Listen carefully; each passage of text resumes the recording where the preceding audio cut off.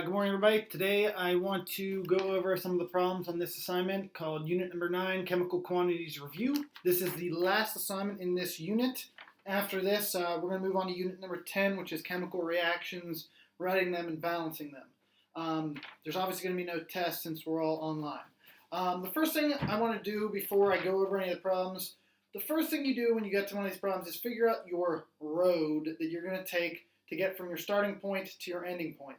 This is the whole idea of the mole roadmap that I always mention to you guys that hopefully you guys have been using, or hopefully you don't need it anymore. You've already figured out how to do it without the mole roadmap, but if you need it, use it.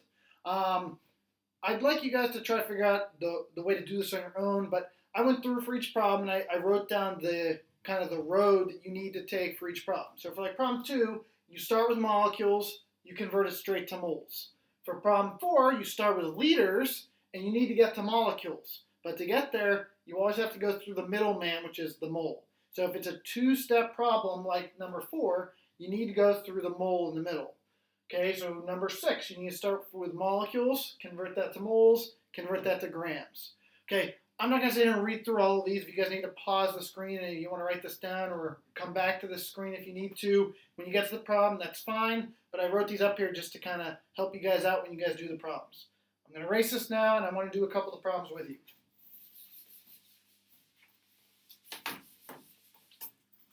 Okay, these are the exact same problems we've been doing all chapter, so there's nothing new here. I'll do a couple of the harder ones, which are the 2-step problems. Might as well just do number 4. Okay, so number 4, it says how many chlorine molecules are there in 1.24 liters of chlorine gas. So I start with 1.24 liters Cl2. Okay, now I'm trying to convert this into molecules. Now, if you look at your mole roadmap, you cannot convert straight from liters into molecules. I need to go through the middleman, which is the mole. Okay, so I'm just going to put my units first. So liters of Cl2, because those two have to cancel out, and mole of Cl2. Here's where we put that conversion factor. 1 mole of any gas is 22.4 liters. I'm going to scratch out my unit. Okay, now I have moles of chlorine. I don't want moles, I want molecules. So I need one more block. So I'm going to put moles of Cl2 down here. And I'm going to put molecules, Cl2 up there. Okay, now I just need the other conversion factor. 1 mole of any substance is always equal to 6.02 times 10 to the 23rd molecules. Okay, now pull my calculator. 1.24 times 6.02 times 10 to the 23rd divided by 22.4. And assuming I plugged in my calculator right, you should get 3.33 times 10 to the 22nd molecules Cl2. Okay. How about let's do number 6. By the way, 2, 3, and 5 are just 2-step problems, so I kind of skipped over them. Number 6 is another 3-block problem. It says find the mass in grams of 5.96 times 10 to the 23rd molecules of N2O5. Okay, so let's start. 5.96 times 10 to the 23rd molecules of N2O5. Okay, it wants me to convert this into mass, grams. Now, if you look at your mole roadmap, you cannot convert straight from molecules to mass. You have to go through the middleman, which is the mole. Okay, so I'm going to take my unit here. By the way, I forgot to scratch out my unit there. Molecules of N2O5 are going to come down here, and moles of N2O5 are going to go up there.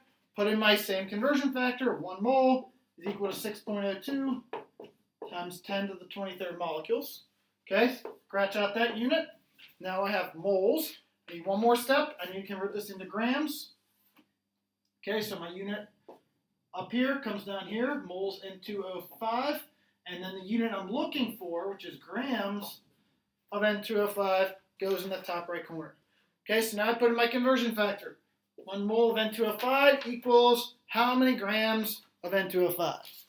This is where you need your periodic table. Pull it out, find nitrogen, which is 14 times 2, plus oxygen, which is 16 times 5. And if you type in your calculator, you should get 108. I kind of left off my decimal points there. 108, it's like 108.02 or something grams of N2O5. Now you pull your calculator, 5.96 times 10 to the 23rd times 108 divided by 6.02 times 10 to the 23rd. I'm running out of room, so I'm just going to write my answer right here. And I got 106.92 grams N2O5.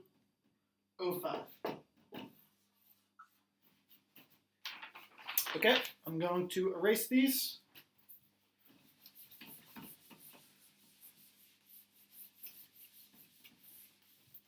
Okay, I'll do two more.